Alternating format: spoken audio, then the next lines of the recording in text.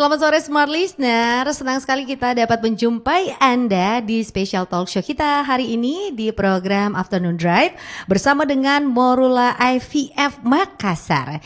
Nah, kalau di topik-topik sebelumnya udah banyak sekali yang kita bahas, kali ini bersama dengan Morula IVF kita akan sama-sama sharing mengenai memahami kesehatan reproduksi wanita sejak dini. Nah, ini sangat penting sekali untuk kita ketahui bersama, apalagi banyak mungkin masih banyak di masyarakat yang menganggap bahwa pengetahuan mengenai reproduksi untuk diinformasikan ke anak-anak kita ini mungkin dianggap masih tabu. Padahal untuk pengetahuan reproduksi kita informasikan atau kita anak-anak mempelajari sejak ini itu sangat penting untuk menjaga kesehatan ya, dan juga mungkin untuk bisa mengenali gejala-gejala yang mungkin tidak normal di reproduksi pada wanita. Dan untuk hari ini Smart Listener, kita sudah bersama dengan narasumber kita.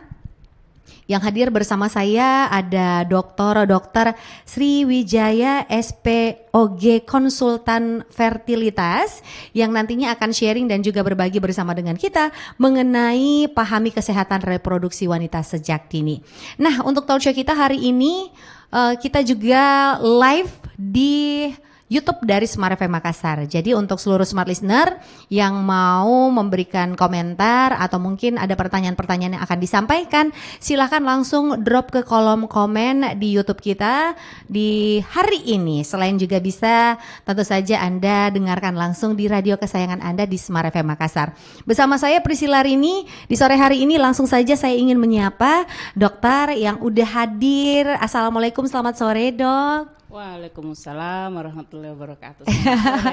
Apa kabar nih dok? Baik, alhamdulillah. Alhamdulillah. Tadi sempat salah kamar ya dok ya? Iya. Salah studio tadi maksudnya.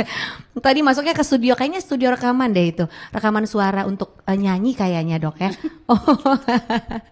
Oke, dok, ini untuk tema kita hari ini cukup menarik karena yuk kenali dan juga pahami untuk kesehatan reproduksi wanita sejak dini. Tadi juga sudah sempat saya menyinggung bahwa masih banyak di masyarakat nih yang masih tabu dok untuk menginformasikan ke anak-anak mereka mengenai reproduksi karena dianggap jangan itu kayaknya agak mengarah ke hal yang ini gitu, sensitif gitu.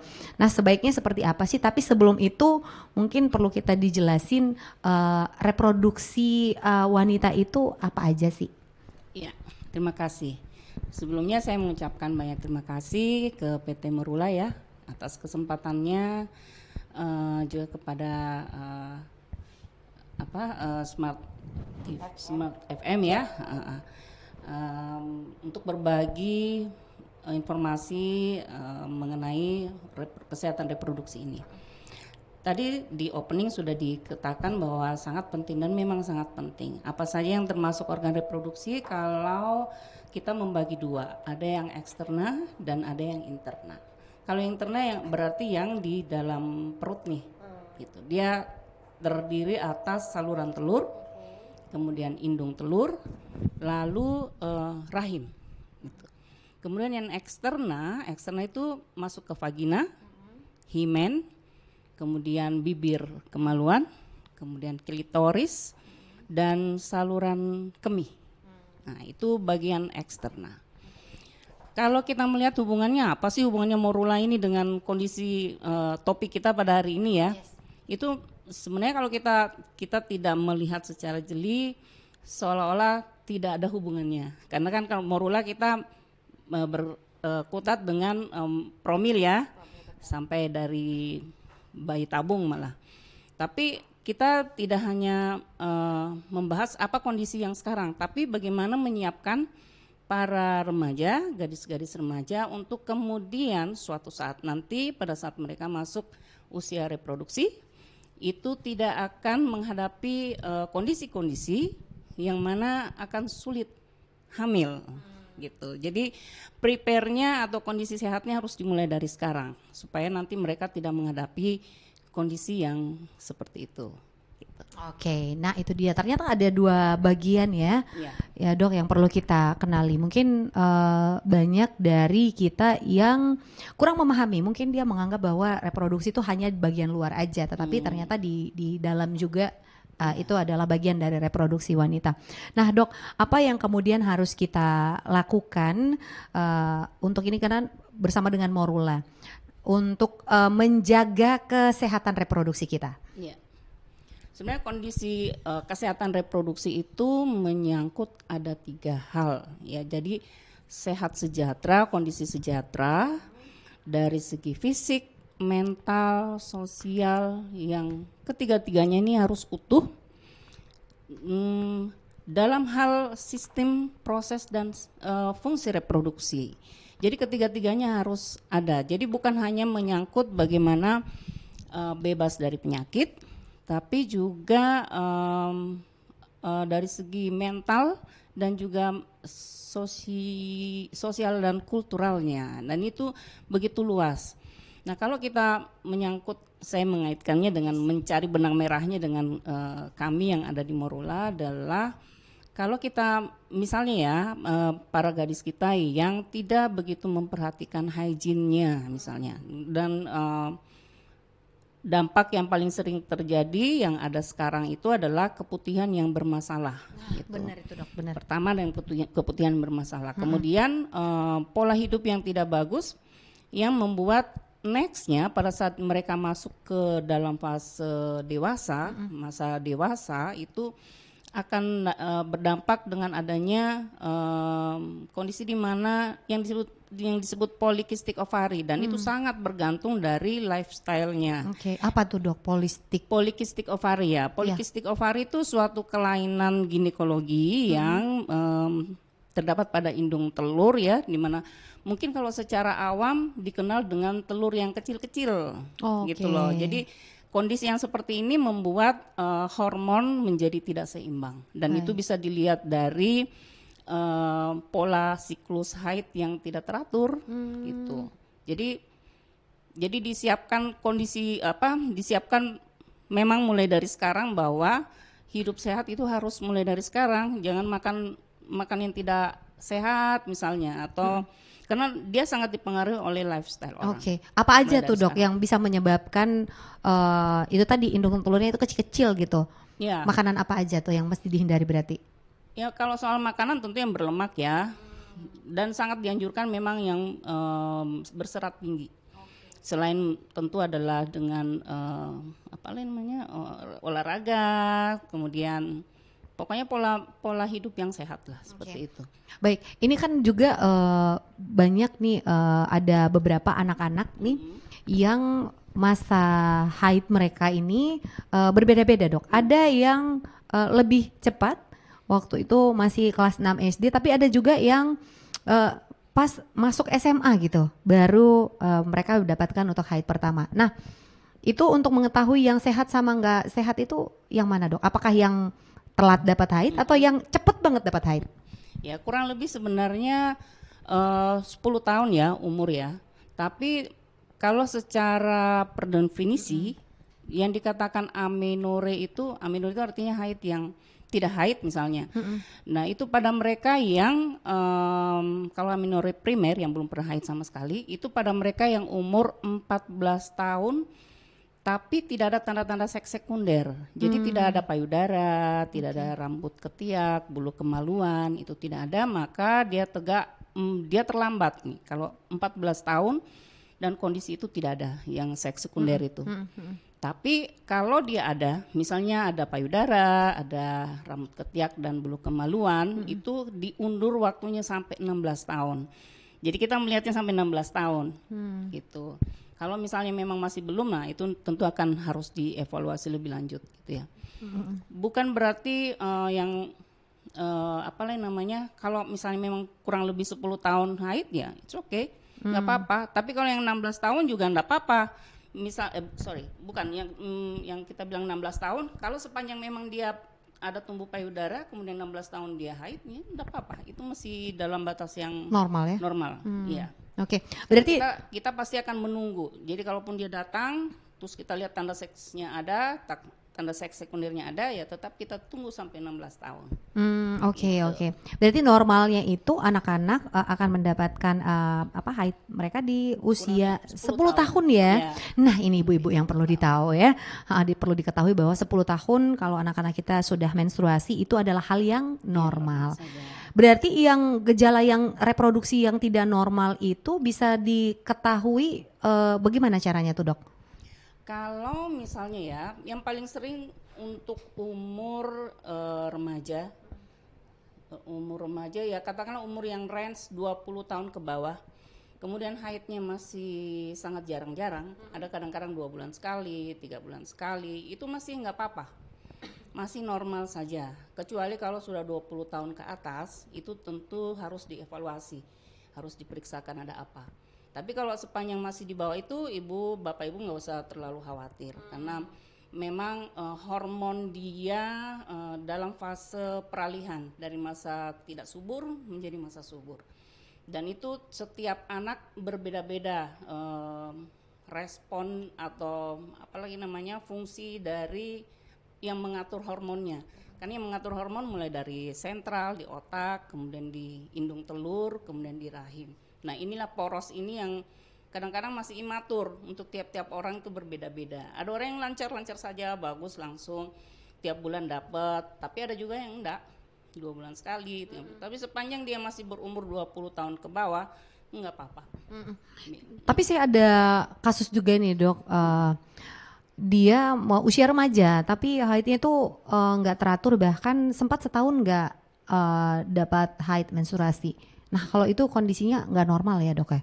Sepanjang masih di bawah 20 tahun. Sepanjang 20 tahun ya? Iya. Tapi kalau dia 20 tahun? Ya, kalau di atas dari itu tentu harus diperbaiki.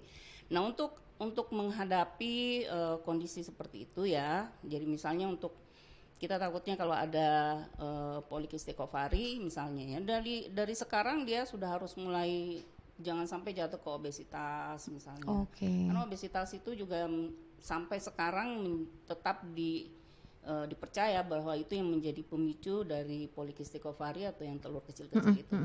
Tapi penyebab pasti memang belum ada yang bisa mengungkap, tapi yang paling dianut adalah obesitas itu. Jadi anak-anak kita mulai dari sekarang jangan, ada loh yang kebetulan ada asisten yang meneliti ini, di Unhas tuh ya, di anak SMA gitu ya, mereka diambil darahnya kemudian dicek, ternyata banyak juga yang mengalami HOMA-IR itu penanda untuk tingginya gula darah. Jadi ada kansnya untuk masuk ke diabetes mellitus. Nah, itu juga yang salah satu penyebab juga ya? Iya, salah satu penyebabnya. Dan tentu dari obesitas dulu baru kemudian menjadi itu.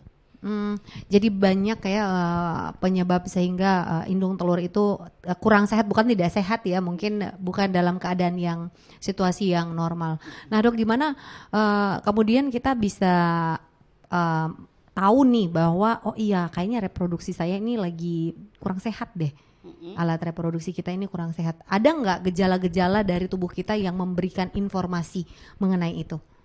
Kita bisa melihat pola haid. Salah satu ya, reproduksi yang satu pola haid ya. Kalau misalnya kita menyangkut hormon, kemudian bagaimana kondisi rahim, itu bisa dilihat dari pola haidnya. Yang pertama, kalau sepanjang haidnya dia teratur, maka hormonnya seimbang dan rahimnya adalah rahim yang sehat. Seperti itu. Tapi kalau misalnya tidak teratur, nota dalam tanda petik kurang dari 20 tahun, nah itu tidak apa-apa. Tapi ada juga ini beberapa remaja yang kena keputihan, Dok. Nah, itu juga dia. Nah, itu mungkin juga bisa menjadi salah satu penyebab ya untuk kurang sehatnya kesehatan reproduksi. Iya, bisa. Tapi keputihan yang bermasalah.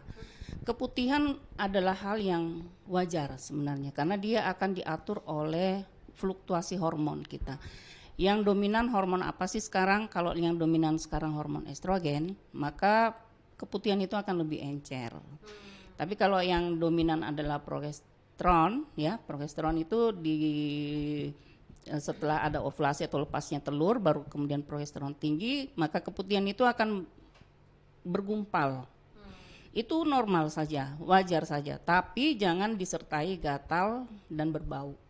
Kalau sudah gatal dan berbau, nah itu berarti sudah ada kuman, sudah ada jamur, ada parasit, mungkin yang numpang di situ. Gitu. Jadi kalaupun misalnya kita bagaimana ininya ya, kenali saja kan, kadang-kadang saya keputihan dok, nggak berhenti ya, memang tidak akan hilang sepanjang kita hidup. Keputihan itu tetap harus ada ya. Oh, oke, tapi oke, jangan oke. yang bermasalah. Oke.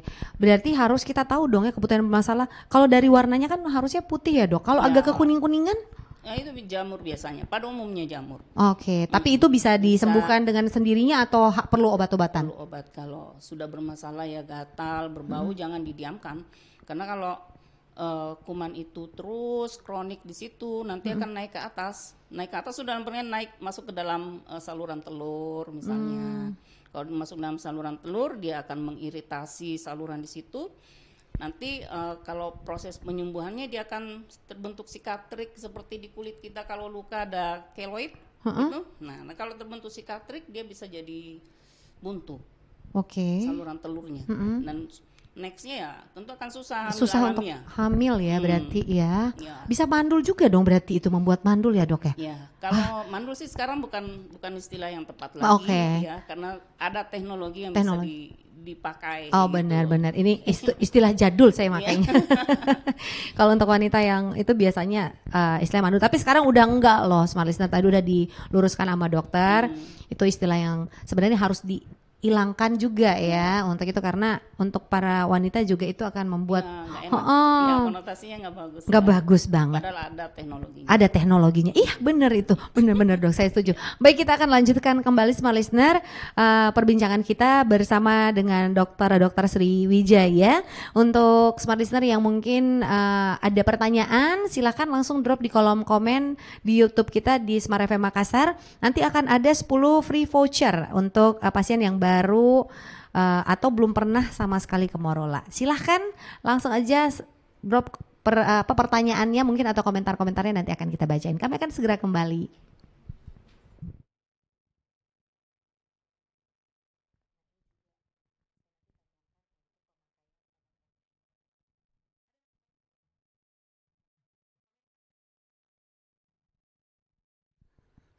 Baik, Smart Listener, kita kembali lagi bersama dengan Dr. Sri Wijaya, SPOG, konsultan fertilitas. Dengan tema kita, yuk kenali dan juga pahami kesehatan reproduksi wanita sejak dini bersama dengan Morula IVF. Nah, kalau tadi kita udah ngomongin mengenai reproduksi wanita itu ada apa aja, ternyata ada 2 bagian nih Smart Listener yang perlu kita ketahui. Dan sangat penting sekali untuk kita mengedukasi anak-anak kita mengenai reproduksi sejak dini. Kenapa? Karena itu tadi seperti yang disampaikan oleh dokter, kalau kita udah kenali sejak dini, kita udah tahu berarti udah bisa dirawat nih dari masih kecil gitu, kita udah tahu, sehingga nanti manfaatnya adalah pada saat dewasa indung telurnya bisa sehat dan juga bisa memiliki keturunan ya, seperti itu. Mungkin banyak dari orang tua yang kurang paham nih dok, misalkan nih anak-anak masih kecil nih kan ya. Biasa kan kalau remaja tuh males tuh, kalau udah males mandi, males juga tuh ganti pakaian dalam kan. Nah itu berpotensi nggak untuk bisa membuat keputihan? Yang bermasalah? Iya. Ya, sangat. Jadi, sangat berpotensi ya dok ya? Berpotensi. Minimal harus mengganti underwear 2 kali dalam sehari. Tapi yang penting adalah dijaga kelembabannya. Artinya kalau dia setiap habis buang air besar atau buang air kecil, habis cebok nih, ya, harus dikeringkan sebaik mungkin. Sekering mungkin, pakai tisu dong ya, harus pakai tisu, jangan pakai handuk yang dipakai berulang-ulang, tapi pakai tisu yang single use gitu, satu kali pakai langsung dibuang. Itu yang paling bagus. Oh berarti kurang sehat juga tuh dok kalau pakai handuk ya? Iya, kalau pakai handuk sekali pakai oke, nggak apa-apa. Oh waduh, capek dong mak saya nyuci kan sekali pakai dibuang langsung dok. Oh jadi better pakai tisu aja kali ya dok ya? Pakai tisu. Oke. Ada kan tisu towel tuh ya. Oh itu. Nah untuk remaja ini perlu nih. Kenapa kadang-kadang juga banyak remaja yang mengeluh, kok saya keputihan ya, kok keputihannya agak bau atau warnanya kuning ya. Nah itu tadi gatal. Itu mungkin karena underwear-nya jarang dipakai. Tapi kalau untuk pemakaian panty liners itu gimana, Dok? Panty liners kalau memang dia sedang bermasalah yang seperti disebutkan tadi boleh Mm-mm. pakai, tapi 4 jam harus ganti.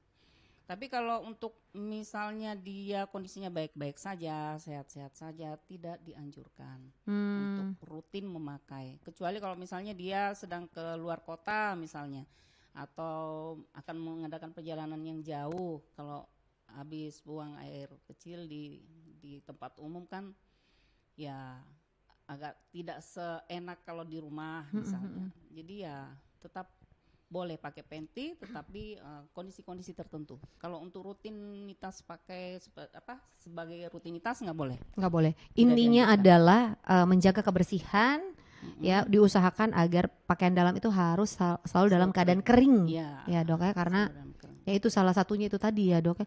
Nah ini juga bisa reproduksi ini kalau kita tahan kencing itu suka apa sih namanya anyang-anyangan itu Dok. Ah itu bisa nggak juga jadi salah satu penyebab sulit untuk hamil? Kalau rutin iya kan,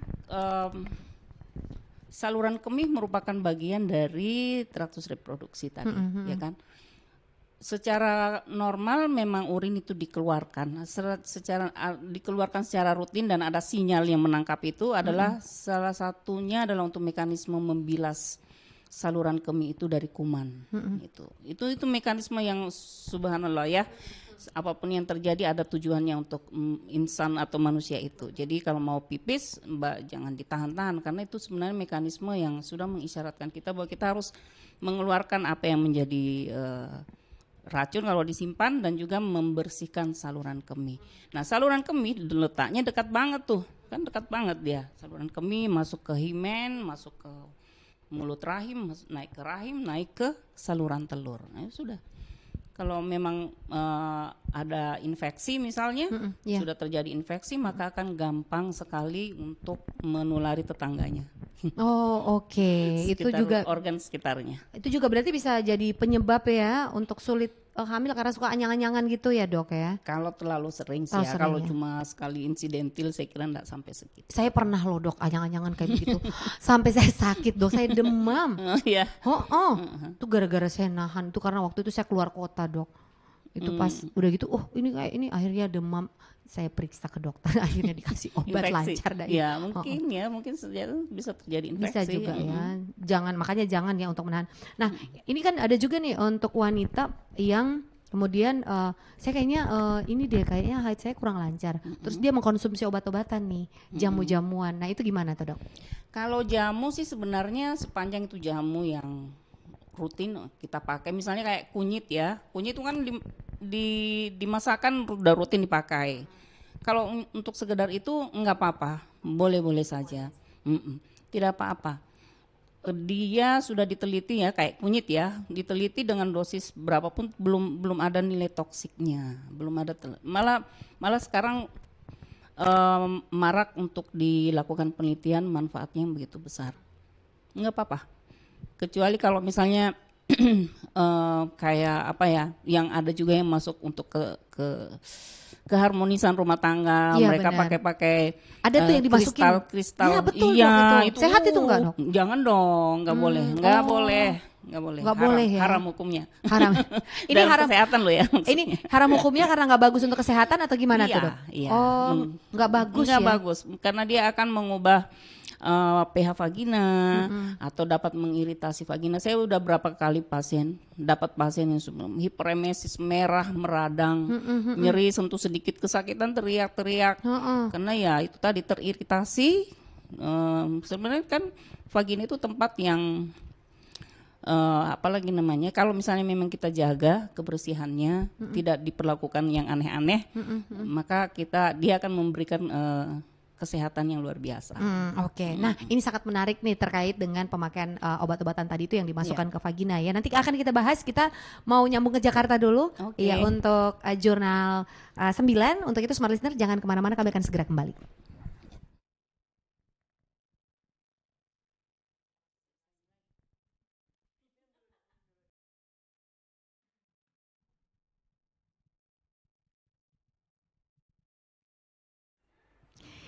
Baik, kembali lagi Smart Listener di talk show kita, special talk show untuk hari ini bersama dengan Morula IVF. Yuk kenali dan juga pahami kesehatan reproduksi wanita sejak dini, masih bersama dengan Dr.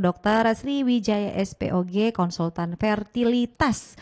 Banyak sekali yang kita bahas, bahkan tadi juga di sempat sebelum jeda ini yang mungkin banyak dialami juga oleh wanita-wanita yang ada di luar sana mengenai pemakaian obat-obatan ya, yang mungkin perlu sekali untuk kita luruskan nih yang ada di masyarakat, karena kalau kita keputihan itu biasanya pakai obat dari luar dok, salah satunya tadi kristal itu tadi, ternyata itu tidak boleh ya. Ya, Sama sekali nggak boleh. Sama sekali nggak boleh. Itu Nggak kenapa boleh sih dok? pakai sabun, nggak boleh cuci cebok pakai air hangat, nggak boleh pakai sirih, nggak boleh. Jadi dipakai air bersih yang mengalir saja, sudah selesai. Oh berarti nggak boleh pakai sirih juga? Nggak boleh. Oh oke. Karena nanti lactobacillus yang kuman yang menguntungkan istilahnya, dia yang menjaga pH vagina itu akan mati juga. Sama dengan penggunaan betadine Dutch yang untuk memasukkan betadine ke dalam vagina. Untuk ceritanya sih untuk kebersihannya barangkali ya, tapi sebenarnya berdampak buruk gitu. Nggak boleh. Jadi cukup pakai air bersih mengalir yang biasa. Kemudian dikeringkan pakai tisu. Pakai underwearnya sudah. Berarti kalau yang ratus-ratus itu dok nggak boleh juga ya? Tidak dianjurkan sih kayaknya ya. Yang rempah-rempah itu? Iya, karena kan panas ya. Hawa Dia panas. takutnya pH vagina menjadi berubah. Itu intinya sih sebenarnya. Padahal itu kan kalau kita ngelihat dari iklan-iklan atau informasi yang diberikan bahwa ratus itu bisa membuat kencang, terus bisa keputihannya bisa hilang gitu kan, untuk bisa menyembuhkan, terus juga bisa katanya bisa buat reproduksi itu jadi harum. Itu benar gak sih dok? Itu kayak gimana nih informasinya? Ya perlu mungkin diluruskan. untuk sesaat ya. Sesaat, tapi kalau terlalu rutin pakai, lactobacillus bisa mati, kemudian ya pH vagina menjadi berubah, sudah, maka mengundang penyakit lain. Oke.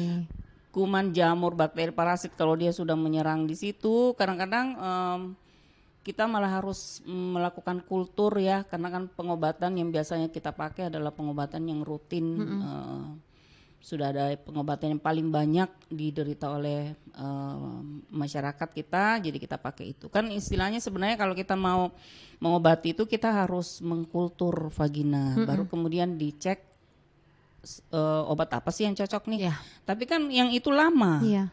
Prosesnya lama, jadi kadang-kadang 7 hari kemudian, nah pasien mau nggak menunggu, nah sudah gatal sekali ini misalnya, benar. nggak bisa tahan lagi, jadi kita pakai itu.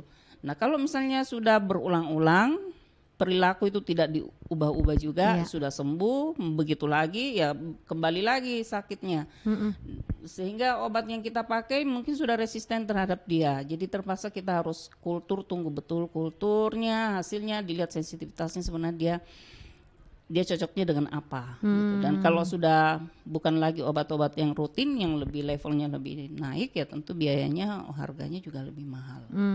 Oke, untuk pengobatan itu. Nah kalau senam-senam itu kan ada memang senam untuk khusus reproduksi, itu bagus apa baik enggak sih dok? Enggak apa-apa. Nggak apa-apa ya? Bagus, ya bagus sekali kalau yang itu ya. Yang senam ya, namanya dia memperlancar vaskularisasi intinya. Iya, itu namanya senam Kegel apalah gitu dok ya. Iya, tapi itu nggak apa-apa ya? Nggak apa-apa, justru bagus. Oke, justru itu yang bagus. Oke, nah itu tadi untuk penggunaan obat-obatan dan lain sebagainya. Ada juga nih dok, sebelum kita bacain komentar yang udah masuk, ada juga ini sekarang beberapa, bukan tren sih, ada beberapa juga wanita yang melakukan untuk penyimpanan indung telur. Nah seperti itu. Kalau menurut dokter ini sendiri untuk penyimpanan indung telur itu sebaiknya di usia berapa sih? Iya. Untuk wanita karir nih ya, wanita karir ya. Sebenarnya bukan penyimpanan indung telur. Kalau indung telurnya tetap ada di situ. Yang disimpan adalah telurnya. Gitu. Telurnya. Kalau indung telurnya disimpan di sana gimana dong? Nggak bisa haid dong ya, berarti. Oh ya benar-benar dok. Habis. Benar. Jadi yang disimpan adalah telurnya. Kalau masa subur seorang wanita itu diambil batasan sampai 35 tahun. Jadi kalau di atas dari 35 tahun itu sudah masuk fase tua atau sudah tidak reproduktif lagi. Nah, kalau misalnya memang kita mau melakukan itu ya, freezing oocyte ya. Kalau mau dapat yang banyak tentu di bawah 35 tahun. Kalau di atas dari itu kadang-kadang kita agak jumlahnya sudah mulai berkurang karena proses berkurangnya sel telur dan kualitas yang bagus akan menurun seiring dengan bertambahnya usia. Gitu. Oke, berarti ini mungkin sebaiknya usia 20-an ya kalau emang wanita karir nih ya. Saya kayaknya mau kerja aja dulu ya untuk 35 tahun ke bawah lah ya. pokoknya 35 tahun ke bawah itu masih bagus lah untuk telurnya ya, bukan indung telurnya ya semuanya. Indung telur lebih banyak yang bisa di freezing. Freezing ya. Oke.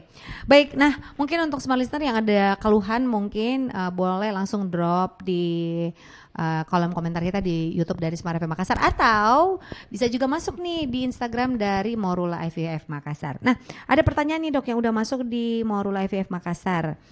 Dok, bagaimana setiap haid ini kan rasanya nyeri, apakah ini bisa menghambat atau susah hamil? Ya, haid kalau setiap haid dia nyeri, sebenarnya nyerinya juga bisa kita kategorikan apakah betul nyeri karena ada kelainan ataukah hanya penanda bahwa dia melepaskan telur dalam bulan itu atau siklus itu. Karena ada hormon dihasilkan prostaglandin ya, itu dihasilkan pada saat telur itu sel telur itu membesar begitu. Kantong sel telurnya membesar itu nanti akan menghasilkan hormon prostaglandin yang akan nempel di serat-serat otot di rahim. Jadi pada saat dia haid itu akan membuat nyeri, kontraksi dari rahim itu lebih berat dan akan menjadi nyeri. Tapi kalau nyeri yang seperti itu biasanya nyeri yang masih bisa orang beraktivitas seperti biasa, bukan orang yang harus digotong masuk ke UGD. Nah, kalau yang sampai ada juga yang kayak gitu. Tapi kalau umumnya yang seperti itu adalah mereka yang menderita endometriosis, dan yang endometriosis inilah yang komplikasinya memang sulit punya anak.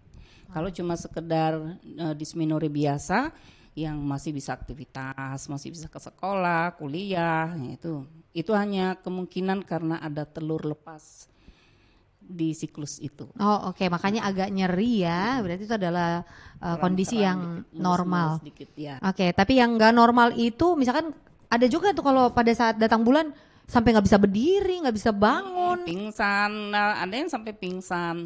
Oh itu. Dan itu kalau berkelanjutan, ya kalau berkelanjutan malah sampai bikin depresi. Kalau ada menemukan kondisi seperti itu harus berobat sejak awal. Oh langsung periksa cepat ya? Kalau misalnya memang benar itu adalah suatu endometriosis, maka akan memberat seiring waktu. Jadi kalau tidak diblok dari sekarang, nanti dia akan nyeri tanpa haid gitu. Karena yang membuat nyeri itu adalah melengketnya yang di dalam itu yang membuat nyeri yang teramat sangat. Dan kalau sudah parah tanpa haid pun akan nyeri. Masih sakit terus ya? Ya, di luar dari haid juga nyeri gitu. Iya. Jadi dia harus datang berobat memang. Kalau misalnya memang tegak diagnosis endometriosis, maka kita akan obati terus.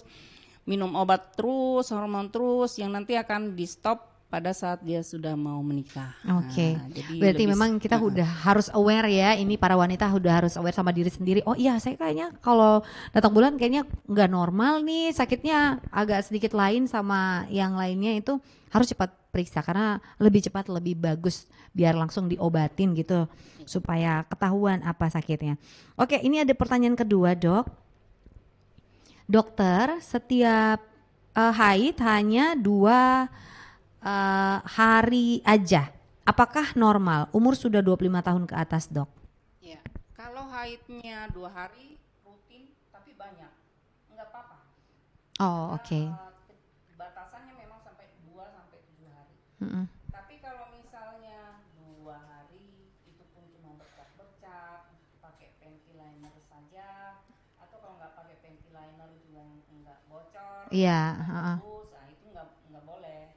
Itu sudah bisa dipastikan bahwa hormon yang dihasilkan sangat rendah. Dan itu kalau misalnya memang berkaitan dengan ingin hamil tentu akan susah. Karena bisa diprediksi bahwa telurnya pasti kecil.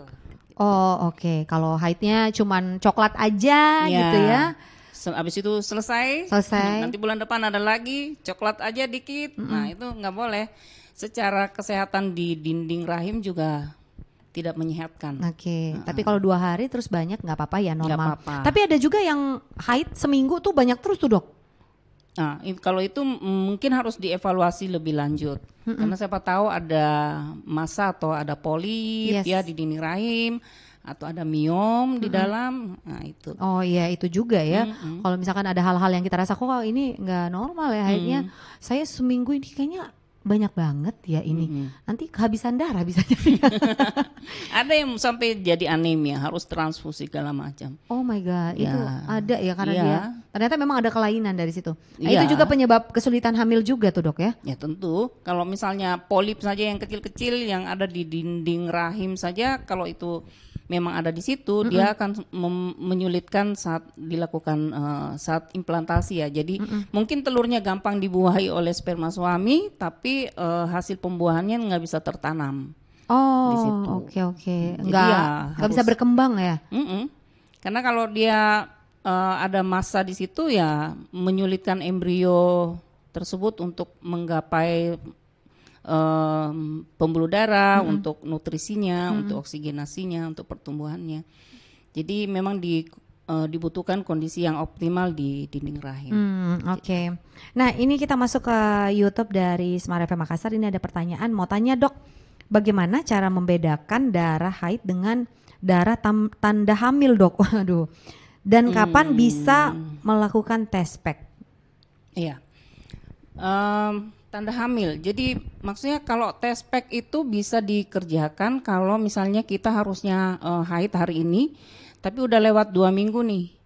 Misalnya minimal 2 minggu. Biasanya kalau kurang dari itu test pack masih memberikan positif, negatif palsu ya. Tertulis negatif, nggak satu baris aja, satu baris nih di test packnya, tapi sebenarnya dia ongoing hamil gitu loh. Kalau mengenai darahnya, kalau haid itu sebenarnya kan darah haid adalah luruhnya dinding rahim oleh karena penebalan yang dipersiapkan untuk proses terjadinya tertanamnya hasil pembuahan. Tapi kalau tidak hamil dia akan keluar menjadi haid, dan itu adalah jaringan yang mati. Jaringan mati itu apa ya? Nekrose ya. Jadi dia warnanya lebih coklat, awal-awal coklat, kehitaman ya. Itu karena memang jaringan mati di situ. Itu wajar dan harus keluar memang.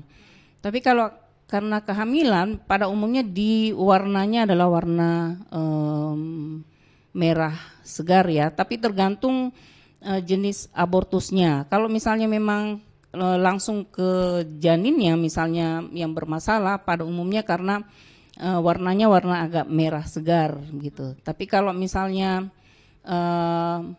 proses abortusnya memang sudah berlangsung lama dan yang luruh itu adalah dinding rahim yang menebal itu, maka yang keluar biasanya agak kehitaman.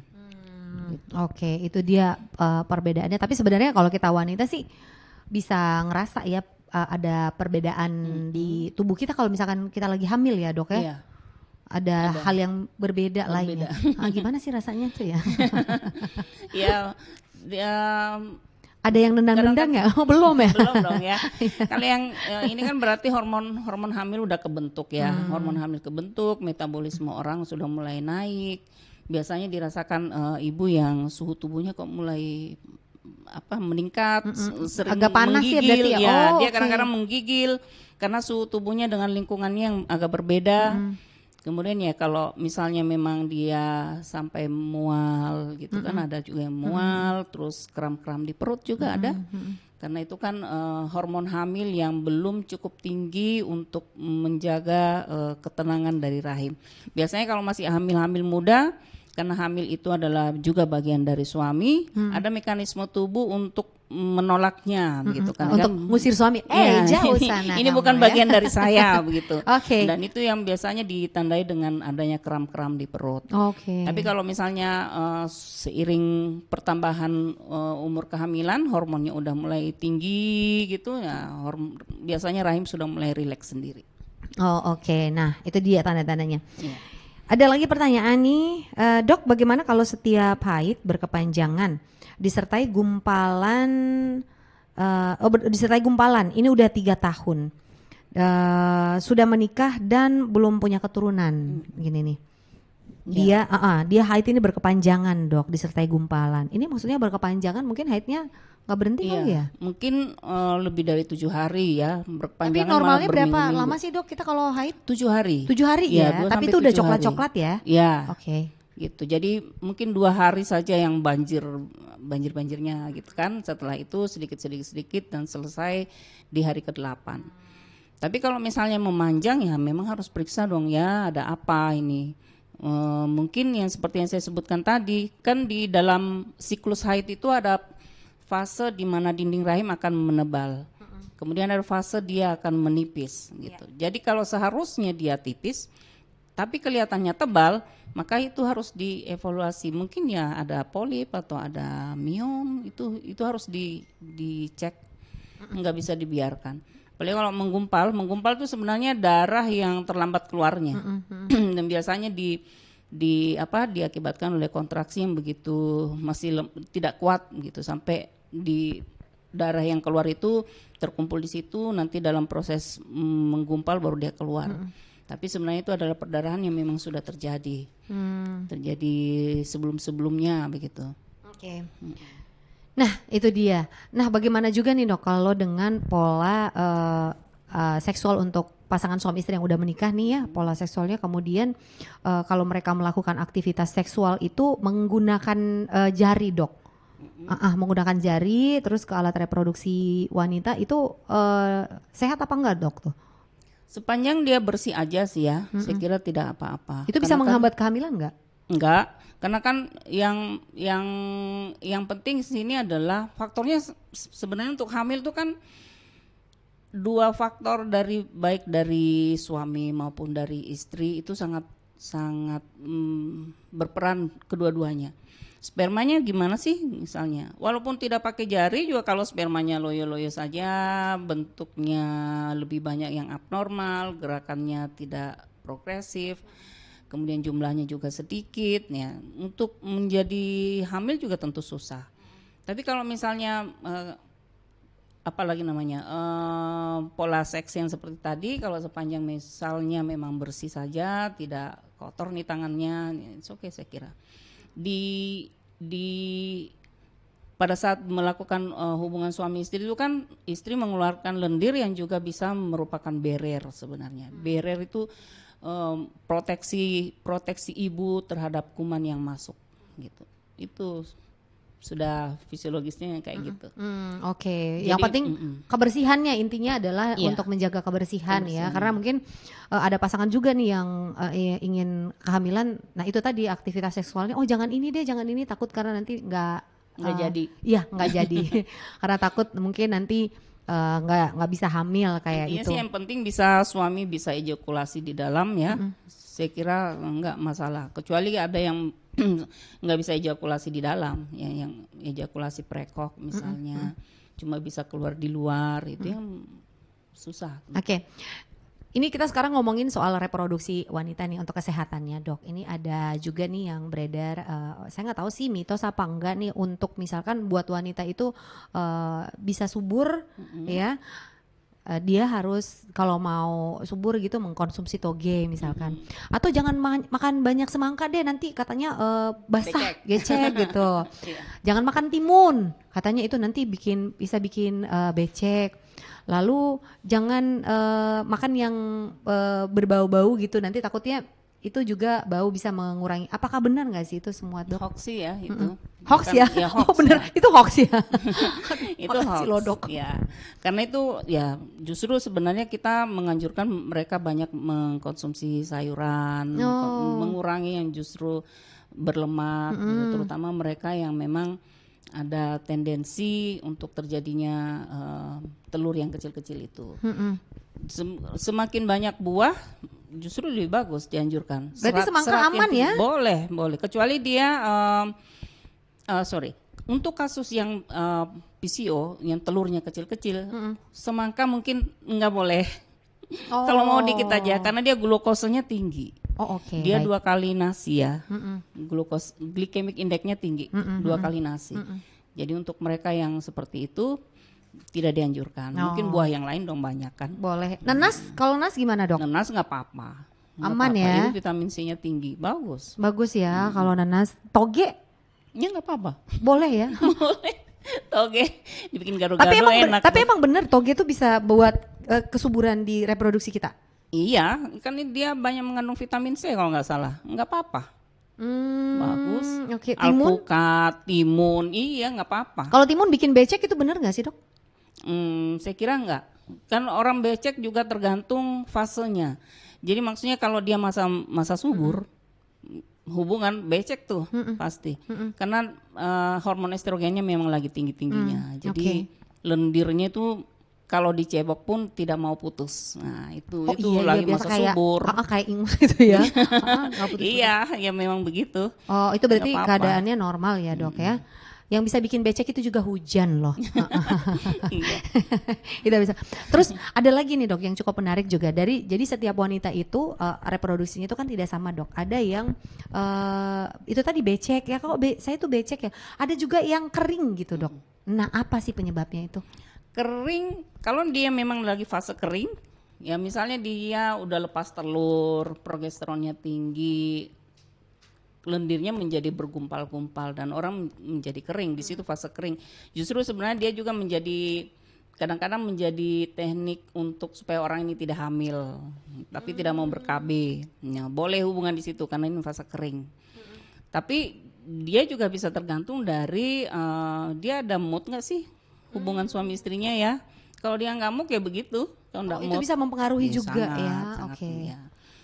Tapi ya tergantung suaminya kalau bisa merangsang istri, desire-nya bisa bangkit, saya kira nanti akan keluar sendiri. Tapi kalau dari lendir serviks itu ya memang sangat tergantung dari hormon apa yang mendominasi saat itu. Kalau sudah lepas dari telurnya sudah lepas ya progesteronnya yang lebih tinggi itu akan lebih kental lendirnya. Jadi kalau hubungan ya biasanya sakit dok. Ya mungkin karena misalnya memang suami sudah penetrasi sementara dia sendiri masih agak di fase yang itu ya, fase kering itu ya nyeri dong ya. Nyeri iya benar-benar itu karena bisa kalau nyeri itu juga bisa menyebabkan kering menyebabkan nyeri ya dok ya.